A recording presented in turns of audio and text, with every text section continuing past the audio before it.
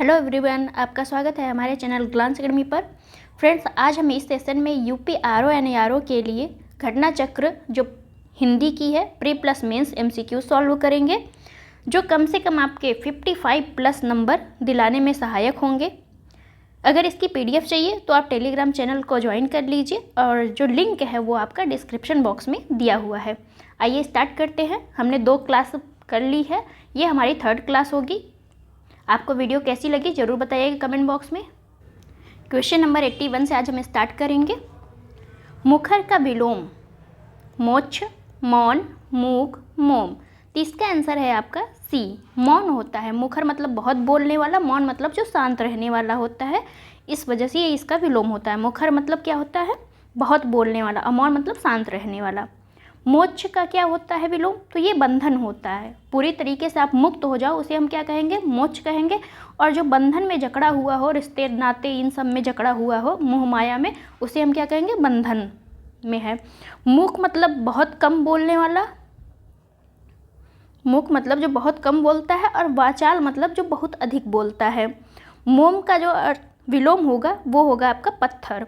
मोम मतलब पिघलना और पत्थर मतलब कठोर।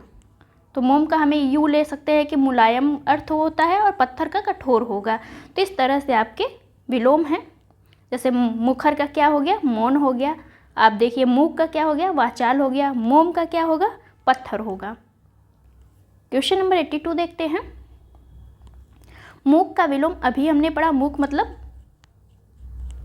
आप भी बताइएगा कमेंट बॉक्स में। अभी हमने बताया है अल्पभाषी, मृदुभाषी, वाचाल, कटुभाषी। तो मूक मतलब बहुत कम बोलने वाला, वाचाल मतलब जो बहुत अधिक बोलता है उसे हम क्या कहते हैं? वाचाल कहते हैं। तो इस तरह से आपका आंसर बी हो जाएगा। क्वेश्चन नंबर हम देखेंगे 83। बहुत लोगों को समस्या थी कि 2 पैराग्राफ में उनको सही से दिखाई नहीं पड़ रहा था, बहुत छोटा दिख रहा था। इस वजह से हम पर्टिकुलर एक एक क्वेश्चन लेके चलेंगे। विपन्न का विलोम है विपदा, उत्पन्न, संपन्न, विपद। तो विपन्न का विलोम हो जाएगा संपन्न। विपन्न मतलब जिसके पास कुछ भी ना हो, संपन्न मतलब जिसके पास सब कुछ धन दौलत हर एक चीज़ हो। तो ये आपका विपन्न का विलोम क्या होगा? संपन्न होगा। विपदा का क्या होगा? संपदा होगा। विपद का विलोम क्या होगा? संपद होगा। तो इस तरह से सभी बस आपके एडजेक्टिव, नाउन और एडवर्ब इन्हीं सब में थोड़ा थोड़ा डिफरेंस करके आपसे पूछा जा रहा है। तो आप इन सभी का मतलब तैयार होना चाहिए आपको। अगर आपको तैयार नहीं हो रहा है तो लिख के तैयार कर लीजिए। आप रटिए दिन भर में 10-10 वर्ड करके, 1 घंटे 10 मिनट में आपका 10 वर्ड आराम से तैयार हो सकता है। तो आप 10-10 मिनट का रेस्ट लेके तैयार कर लीजिए। क्वेश्चन नंबर 84 है। महत्ता का विलोम संपूर्णता, लघुता, दीर्घता, ममता। तो ये आपका हो जाएगा लघुता। महत्ता मतलब जिसको हम बहुत अधिक महत्व देते हैं, और लघुता मतलब जिसको बहुत कम महत्व देते हैं या कहें देते ही नहीं है, तो उसे हम क्या कहेंगे? लघुता कहेंगे। महत्ता का विलोम आपका यहाँ पे 2 हो सकता है, लघुता भी हो सकता है, क्षुद्रता भी हो सकता है। ममता का विलोम क्या होगा? द्वेष होगा। ममता मतलब जो माँ प्यार करती है, और द्वेष मतलब आपका जो प्यार नहीं करता है, माँ के नज़रिए वाला प्यार, ना कि और कोई जो आप लोग समझ रहे हैं वैसा वाला नहीं। क्वेश्चन नंबर 85 को हम देखेंगे। स्तुत्य का विलोम क्या है? स्तुत्य का विलोम देखते हैं। वंदन, निंद्य, निंदा, वंद्य। तो इसका आपका विलोम हो जाएगा निंद्य। स्तुत्य मतलब स्तुति करना या भगवान की प्रार्थना करना एक तरीके से लिया जाएगा। निंद मतलब जो आपकी बुराई करता रहता है, निंदा करता रहता है, हमेशा दुखी परेशान रहता है, उसका यहाँ पे मतलब होगा। तो स्तुत्य का विलोम आपका निंद हो जाएगा। निंदा की जो विलोम होगा वो स्तुति हो जाएगा। क्वेश्चन नंबर 86 है।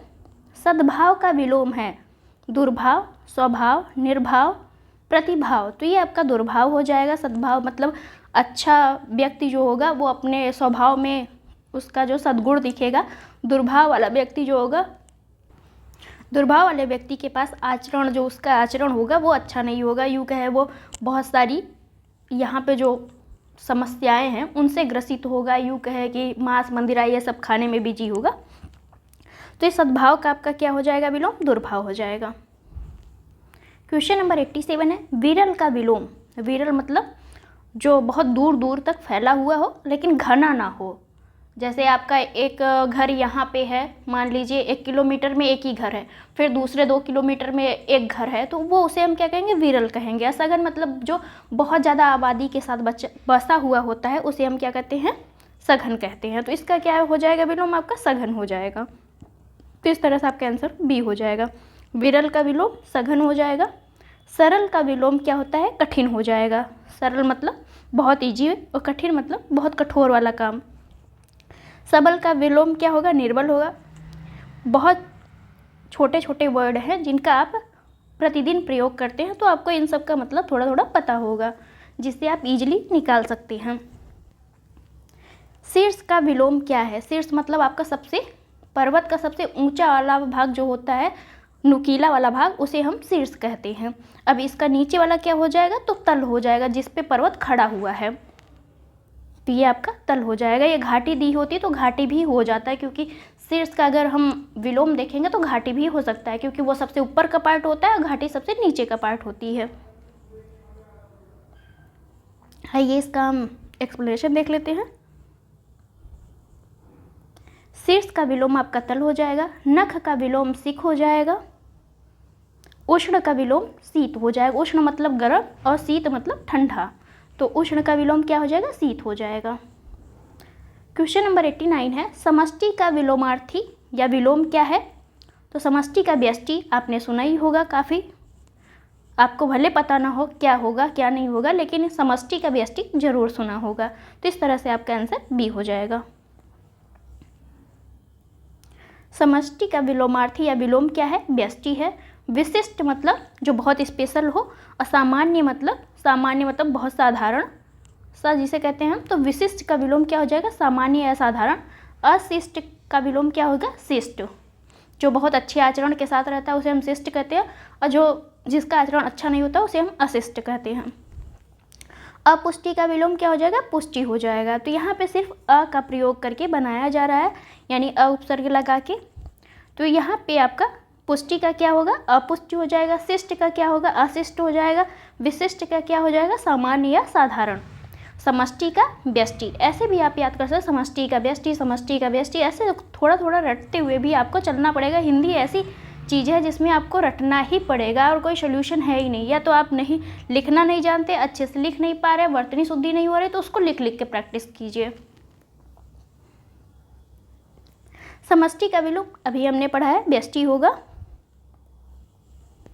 क्वेश्चन नंबर 91 है, अपराधी का विलोम। अपराधी का निरपराध, निरपराधी, सज्जन, दुराचार। तो इसका हो जाएगा आपका ए, निरपराध जो हो जाएगा आपका अपराधी का विलोम हो जाएगा। अपराधी का विलोम क्या हो गया, निरपराध हो गया।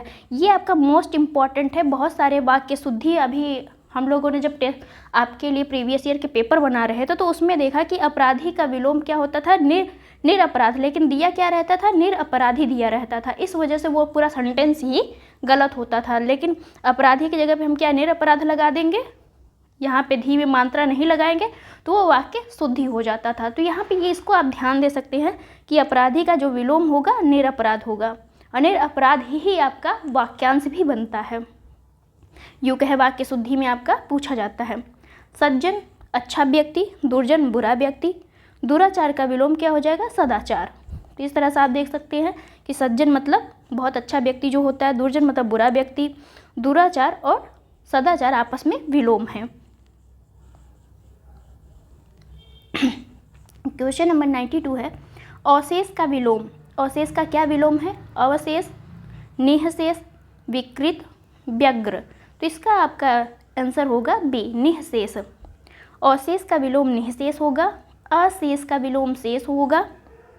विकृत का विलोम अविकृत होगा। व्यग्र का विलोम क्या होगा, अव्यग्र होगा। तो व्यग्र में आपका अ लगा के विलोम बनाया अ उपसर्ग लगा के विलोम बनाया जा रहा है। विकृत में भी आपका अ लगा के बनाया गया है, अ उपसर्ग लगा के बनाया गया है विलोम, तो अविकृत हो गया।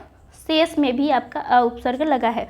तो हमने पढ़ा था पहले ही चैप्टर में कि अ लगा के, अ उपसर्ग लगा के बहुत सारे विलोम बनते हैं। तो उसमें से आपका ये सभी जो है, शेष का शेष हो गया, विकृत का विकृत हो गया, व्यग्र का अव्यग्र हो गया। आपका अवशेष एक नया वर्ड है जो यूपीपीसीएस मेंस 2022 में आया हुआ है, तो आप इसको प्रैक्टिस कर सकते हैं। अवशेष का निःशेष, अवशेष का निःशेष, ऐसे आप प्रैक्टिस कर लीजिए। 2 4 10 बार बोल लेंगे तो वैसे भी आपको याद हो जाएगा। एकत्र का विलोम, एकत्र का विलोम है विकीर्ण, विस्तीर्ण, संकीर्ण, प्रवीण। तो इसका आंसर है आपका ए, विकीर्ण। एकत्र मतलब इकट्ठा होना, विकीर्ण मतलब अलग अलग होना। तो यहाँ पे हम एक्सप्लेनेशन देख लेते हैं। एकत्र का विलोम क्या हो जाएगा आपका? विकीर्ण। ये भी आपके लिए शायद नया पॉइंट होगा, तो आप ऐसे भी इसे एकत्र का विकीर्ण करके 2 4 10 बार आप रिवीजन कर लीजिए। तो क्या होगा, थोड़ा सा आपको माइंड में वो क्लिक कर जाएगा। जब भी आप देखेंगे अच्छा एकत्र का क्या होगा? विकीर्ण होगा। विस्तीर्ण मतलब विस्तार पूर्वक, और संकीर्ण मतलब जिसका संक्षेप में लिखना, जिसे विस्तार पूर्वक लिख दिया जाए उसे हम क्या करेंगे? विस्तीर्ण कहेंगे। और संकीर्ण मतलब जो संक्षेप में लिखा जाए, छोटे में लिख दिया जाए, उसे हम क्या कहेंगे? संकीर्ण कहेंगे। ये दोनों आपस में विलोम है, तो विस्तीर्ण का विलोम क्या होगा? संकीर्ण हो जाएगा। क्वेश्चन नंबर 94 है, अनुक्रिया का विलोम क्या है? अनुक्रिया का विलोम देखते हैं, सक्रिया, प्रक्रिया, प्रतिक्रिया, सुक्रिया। तो इसका आंसर है आपका बी। अनुक्रिया का विलोम क्या है? प्रतिक्रिया है। अनुक्रिया का विलोम प्रतिक्रिया है। शेष जो सभी है वो असंगत है, मतलब कोई भी मिलाप नहीं है इन लोगों का। अधिष्ठित का विलोम क्या है? प्रतिष्ठित, निष्ठित, अनधिष्ठित, निर्दिष्ठित। तो इसका आंसर है आपका सी, अनधिष्ठित आपका विलोम है। अधिष्ठित का विलोम क्या है? अनधिष्ठित।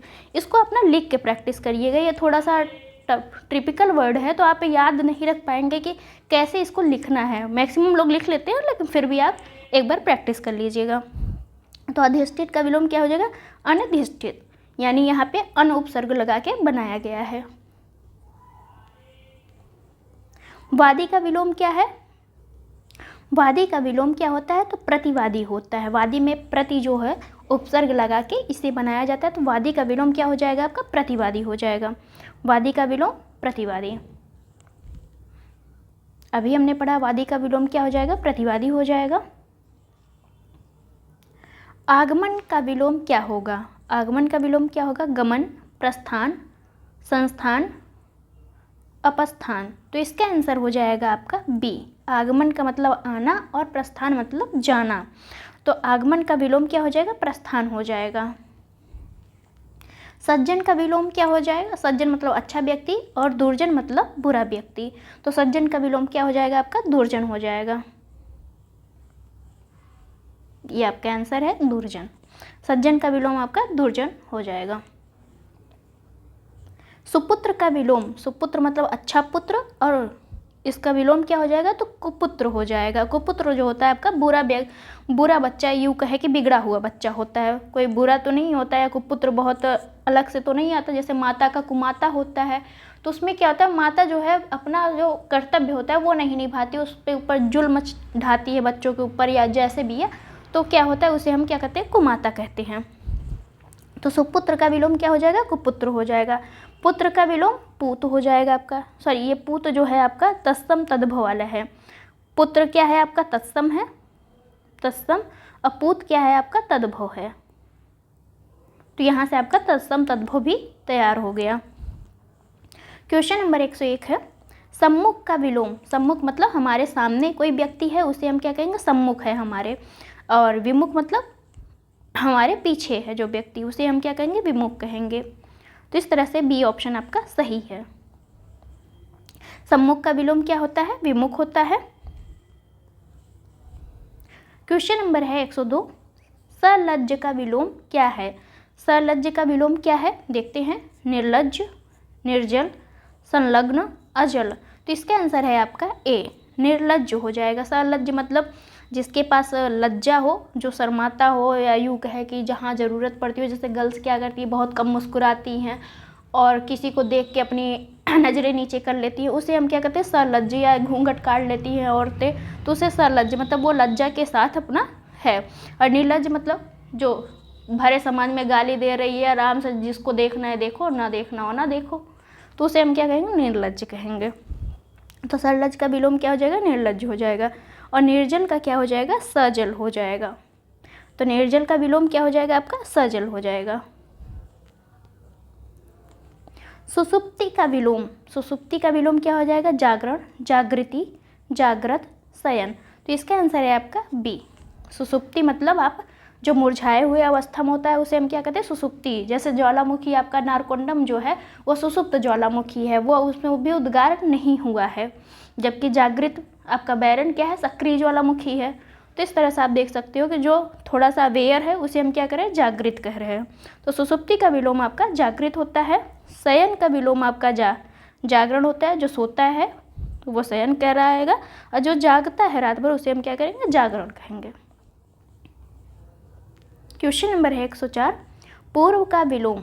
पूर्व का विलोम क्या होता है, पश्चिम होता है। यहाँ पे पश्चिम नहीं है तो पश्चात हो जाएगा। उत्तर का विलोम क्या होता है, दक्षिण होता है। तो इस तरह से बी ऑप्शन आपका सही है। पूर्व का विलोम पश्चात या पश्चिम, जो भी आपका आंसर दिया रहेगा, और उत्तर का विलोम क्या हो जाएगा, दक्षिण हो जाएगा। तो इस तरह से बी ऑप्शन आपका सही है। यहाँ पे एक्सप्लेनेशन देख लेते हैं। पूर्व का विलोम पश्चात होता है, उत्तर का विलोम दक्षिण होगा, आगामी का विलोम क्या होगा, प्रगामी। आगामी मतलब आने वाला समय और प्रगामी मतलब जाने वाला। तो इस तरह से आप देख सकते हैं कि आगामी का विलोम क्या होगा, प्रगामी होगा। प्रसन्न का विलोम खुश, अप्रसन्न, विषाद, दुख। तो इसका आंसर हो जाएगा आपका बी, अप्रसन्न। प्रसन्न में हम अ उपसर्ग लगा के इसका विलोम बना रहे हैं, अप्रसन्न। प्रसन्न मतलब बहुत खुशी व्यक्ति, और अप्रसन्न मतलब दुखी व्यक्ति।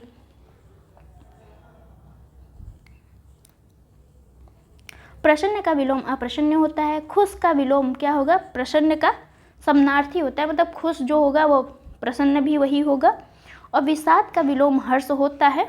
दुख का विलोम क्या होता है, आपका सुख होता है। हर्ष मतलब आपका जो हंसी से भरा हुआ है या वो जो बहुत खुश है उसे हम कहेंगे हर्ष, और विषाद मतलब जो दुखों से घिरा हुआ है उसे हम क्या कहेंगे, विषाद कहेंगे। तो इस तरह से दुख और सुख आपस में विलोम है, हर्ष और विषाद आपस में विलोम है। क्वेश्चन नंबर है 106, परकीय का विलोम है। परकीय का विलोम क्या है, अकीय, निजकीय, स्वकीय, कीय। तो इसका आंसर है आपका सी। परकीय का विलोम क्या है, स्वकीय।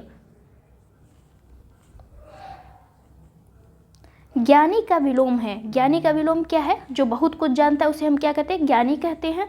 और अज्ञानी को हम क्या कहते हैं, जो कुछ भी नहीं जानता है, बहुत कम जानता है, उसे हम अज्ञानी कहते हैं। तो ज्ञानी का विलोम अज्ञानी होता है।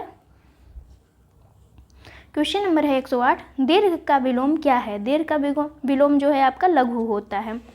तो यहाँ पे हम देखेंगे एक्सप्लेनेशन में कि दीर्घ का विलोम मतलब जो बड़ा व्यक्ति है, या यूँ कहे जो महान व्यक्ति है, और दूसरा जो लघु है उसकी अपेक्षा वो छोटा है।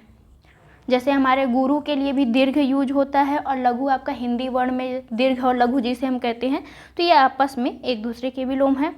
हर्ष का दीर्घ का विलोम क्या हो जाएगा, हर्ष भी हो जाएगा।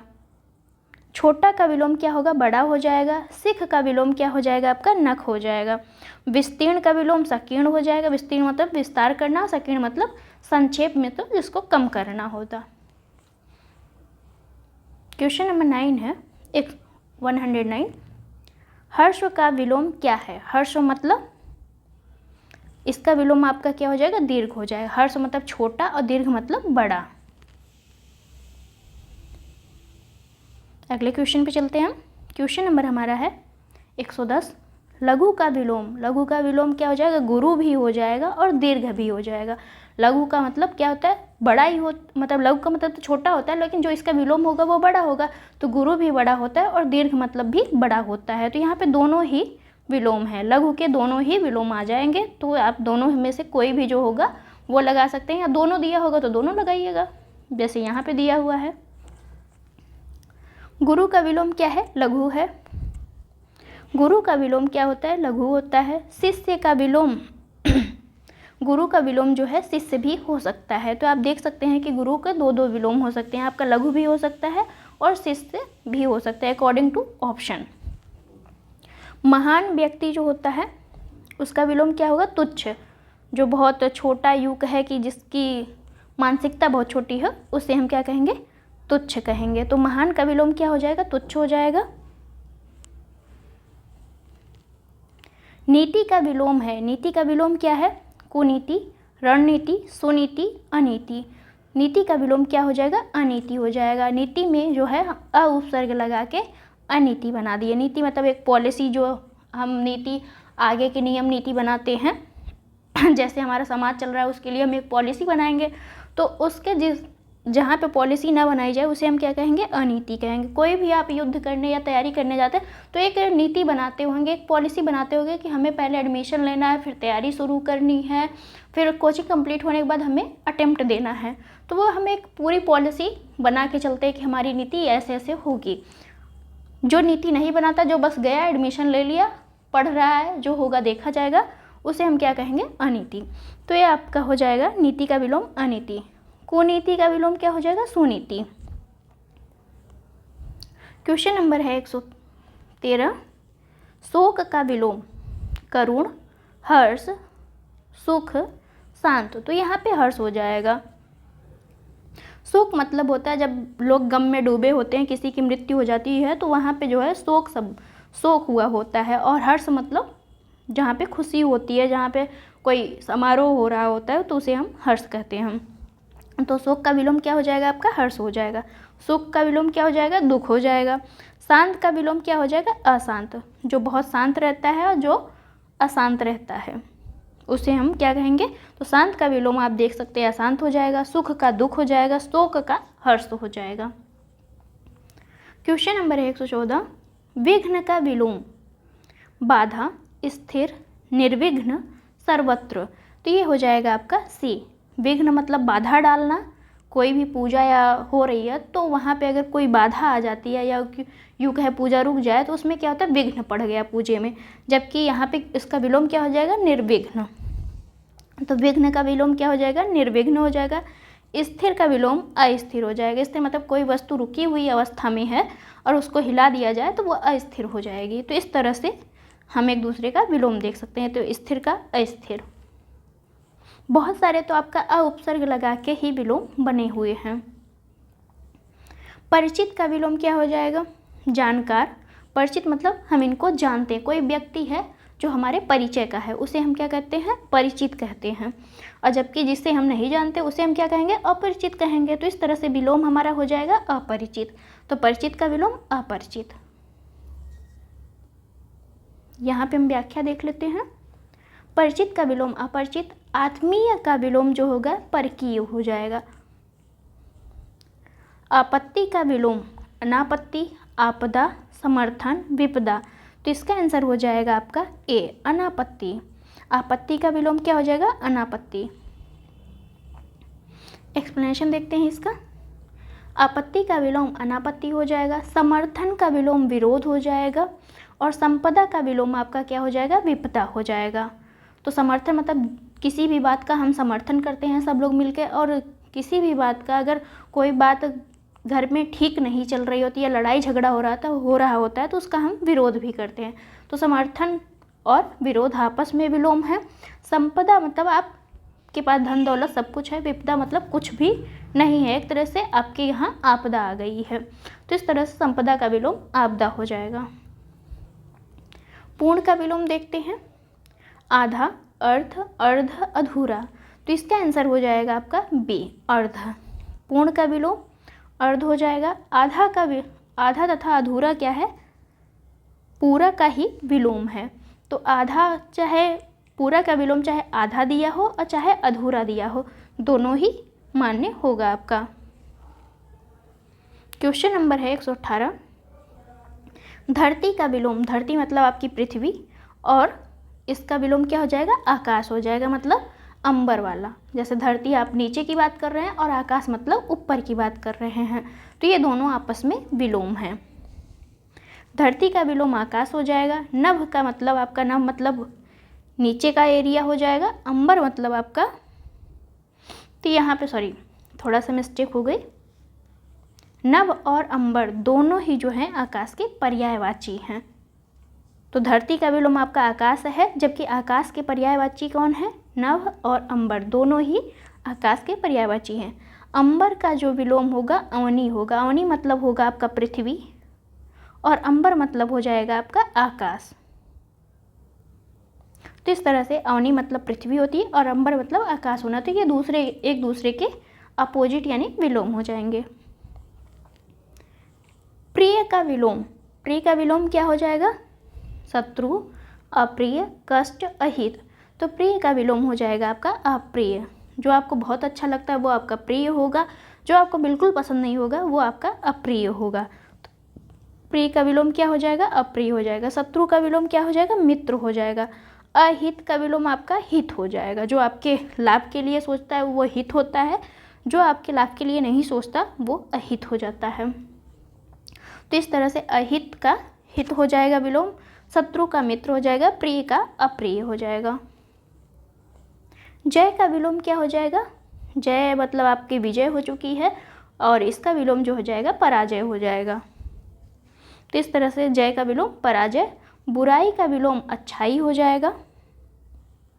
तो ये हमारे 120 क्वेश्चन आज यहीं पे हम कंप्लीट करते हैं। आपको वीडियो कैसी लगी और इसमें कोई भी आपको प्रॉब्लम आ रही है याद करने में, तैयार करने में हिंदी, तो आप ज़रूर कमेंट बॉक्स में ज़रूर पूछ सकते हैं।